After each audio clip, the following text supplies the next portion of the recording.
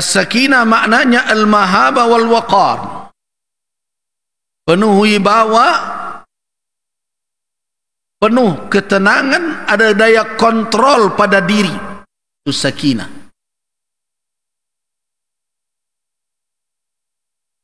Ada keseimbangan lahir batin kita, tenang.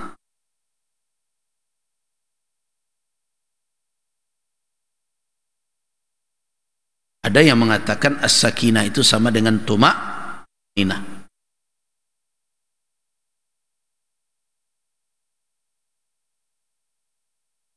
Kemudian yang kelima, setelah as-sakinah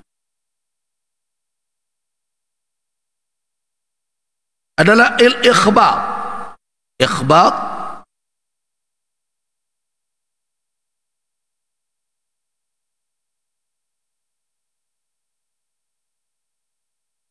yaitu itu adalah awal tumak-ninah atau awal sakinah.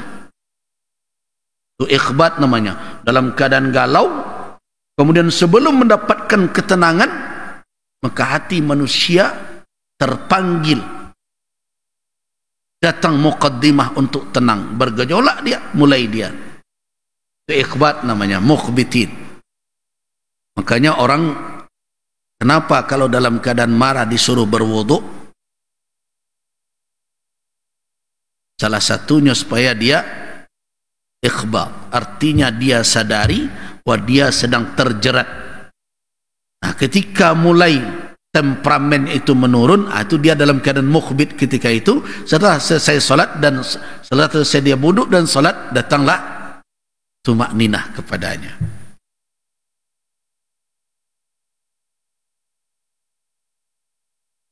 Sedangkan tumak-ninah adalah ketenangan batin, ketenangan kalbu terhadap sesuatu, dan tidak ada gejolak dan kecemasan lagi. Itu tumak-ninah itu adalah buah dari perbuatan ma'ruf, buah dari perbuatan baik. Jadi tumak-ninah itu tidak bisa diadu-aduan, dia buah dari kebaikan. Ini kalau ada orang mencoba, tenang, tenang, tarik nafas, lepaskan, tenang kan, tenang kan. Nah, tenang itu buah dari kebaikan. Kalau banyak dosa, walaupun tarik nafas dalam-dalam,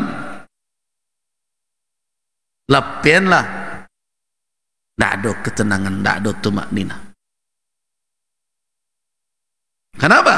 Karena tumak-ninah itu baru didapat ketika orang itu berada dalam keadaan yang benar, berbuat yang ma'ruf. Nah, itu makanya dikatakan oleh Nabi SAW, sebagaimana diriwayatkan oleh Imam Ahmad ibn Hanbal, da' ma yuribuk ila ma la yuribuk, fa inna sidqa tuma'ninatun wa innal kadhiba ribatun. Begitu kata Nabi. Tinggalkan yang membuat kamu ragu, berpindahlah kepada yang tidak ada keraguan. Sesungguhnya kebenaran dan kejujuran akan membuat ketenangan batin, sedangkan kebohongan akan mendatangkan keraguan dan mulai jadi panduto.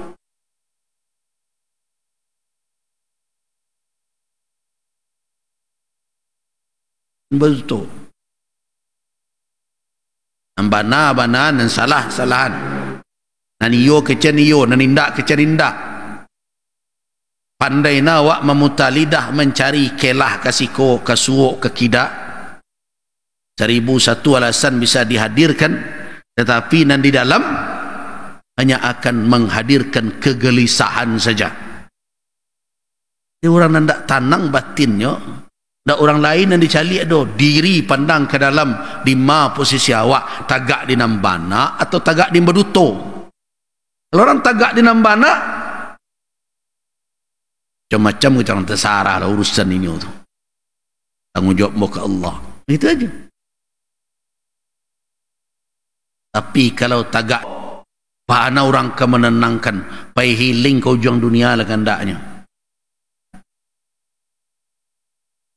Itu makanya kalau ada orang bijak mengatakan ketenangan itu bukan di puncak gunung. Ketenangan itu bukan di pinggir lautan. Ketenangan itu bukan di tempat ramai dan bukan di tempat sepi.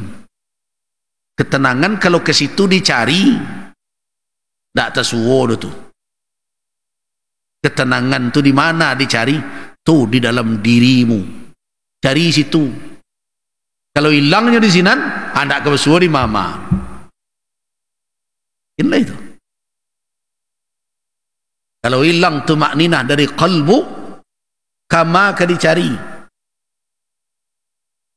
Tenangan yang dihasilkan, yang didapat dari berbagai macam cara-cara yang dilakukan orang, itu hanya sementara saja itu. Tapi hari itu balik-balik itu kalutnya tu. Dia ajak anak-anak muda awak. Kalau seandainya mereka mengacakkan galau, indak di kafe bersuwo hilang galau tu. Cari ketenangan di dalam dirimu. Tapi bagaimana kalau hilangnya, Pak? Pareso, apa penyebab hilangnya?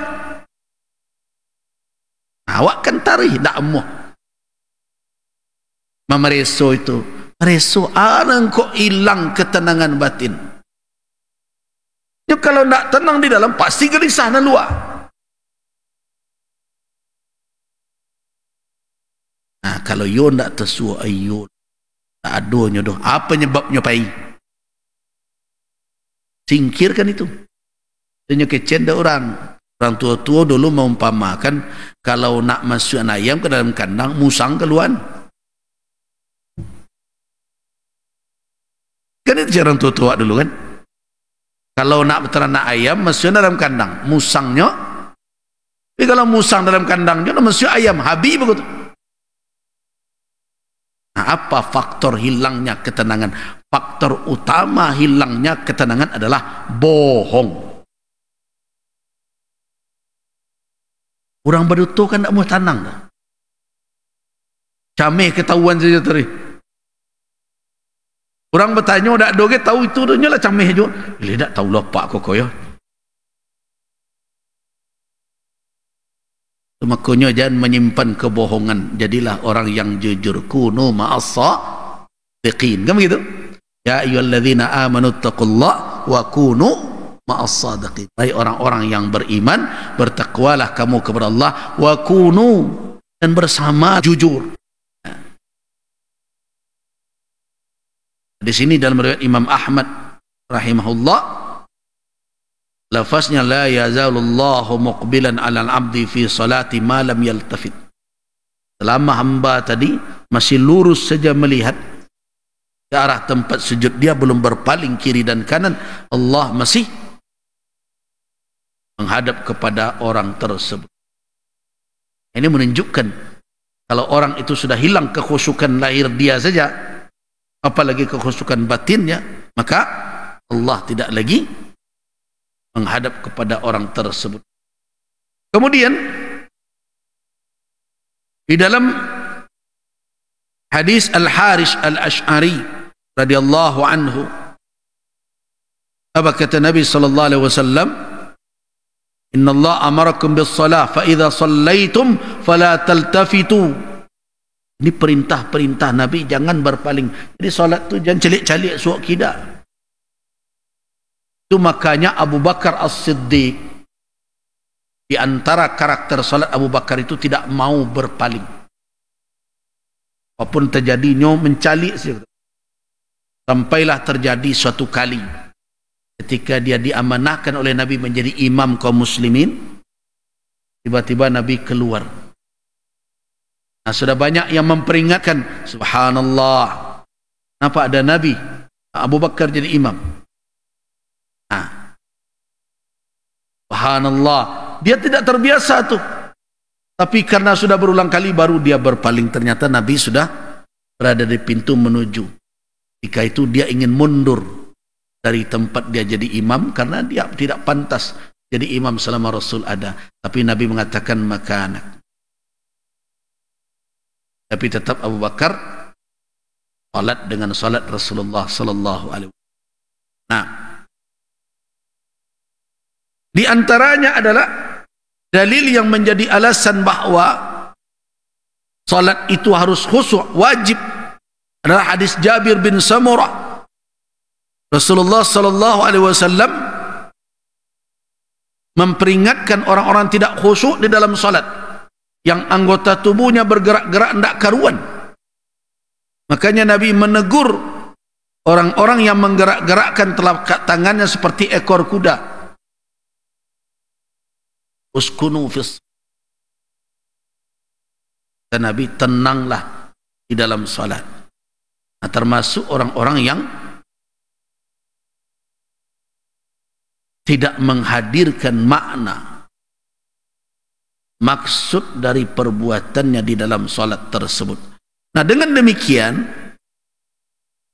maka menghadirkan kekhusyukan adalah wajib hukumnya sesuai dengan kemampuan kita. Artinya tidak boleh berhenti mengusahakan khusyuk di dalam salat. Makanya kalau ada orang terlalu mudah rasanya diseret-seret oleh syaitan, dibisik-bisiki di dalam salat, kan disuruh oleh Nabi SAW untuk berdoa, Allahumma inni a'udzubika min hamazati syayatin wa a'udzubika rabbi an yahdurun. Itu pertanda apa? Bahwa khusyuk itu harus dijaga, harus diwujudkan. Dan inilah pendapat yang kuat. Jadi kalau ditanya orang, apakah khusyuk itu wajib? Iya, wajib kadar kemampuan kita untuk melakukannya. Kalau kadar kemampuan bakok wajib, bakok tak sunnah. Tidak, dia wajib.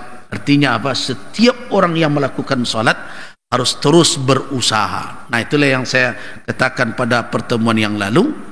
Iman kita tentang Allah itu harus terus ditingkatkan, karena itu adalah asas dari kekhusyukan. Itu gunanya mengaji tauhid itu, sehingga kita memiliki ma'rifah, kita sadar kita salat menghadap kepada Allah Subhanahu wa taala. Nah, apakah kita tahu siapa yang kita sembah itu? Siapa ma'bud kita? Nah, semakin kuat dan tulus ketauhidan seseorang, semakin mudah dia mendapatkan kekhusyukan. Nah, ada ilustrasi yang sering dibuat orang. Berbeda tidak ketika seseorang berhadapan dengan orang lain yang dia sadar bahwa orang itu adalah seorang yang punya kedudukan berbagai macam, dengan berhadapan dengan orang yang dia tahu orang itu tidak, berbeda. Kalau dipanggil menteri, berbeda ada perasaan dibanding yang dipanggil di Pak Jorong. Kira-kira model itu. Tapi jangan disamakan pula nanti Allah dengan menteri. Tidak, saya ingin mencoba kita untuk merenungkan ilustrasinya. Jadi kenalnya kita dengan seseorang yang kita hadapi akan memberikan pengaruh ke dalam sikap dan perilaku. Jadi banding kau tidak mau khusyuk awak, faktornya kita tidak kenal dengan Allah selain kita tahu namanya Allah. Kita tidak yakin dengan kesempurnaan zat dan sifatnya, dengan keindahan asma'nya. Itu penyebabnya. Nah, itu kan faktor pertama. Yang kedua, ilmu. Nah, ilmu ini dua yang harus kita perkokoh. Itu kira-kira kajian kita pada pagi ini.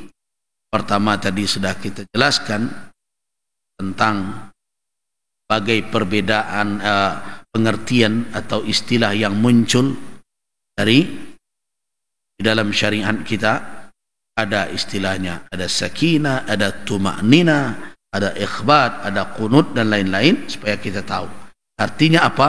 Khusyuk itu adalah suatu kehadiran qalbu dengan segala ketundukannya di saat ibadah dilakukan. Kita tidak dituntut hanya sebatas khusyuk, juga kunut. Artinya apa? Kunut, kekhusyukan itu mesti memanjang. Ketundukan itu tidak boleh berhenti sampai Assalamualaikum. Harus berkelanjutan di dalam kehidupan kita. Nah, itu baru solat itu nanti terbukti sebagaimana dikatakan oleh Allah, tanha anil fahsyai. Nah, kalau kekhusyukan itu telah menjadi kunut, ketundukan yang berketerusan, yang dawam itu maknanya berkelanjutan, berketerusan, abadi dia. Yang seperti itu baru dia akan menemukan solat dia mencegah dia dari perbuatan keji. Itulah kajian kita tentang khusyuk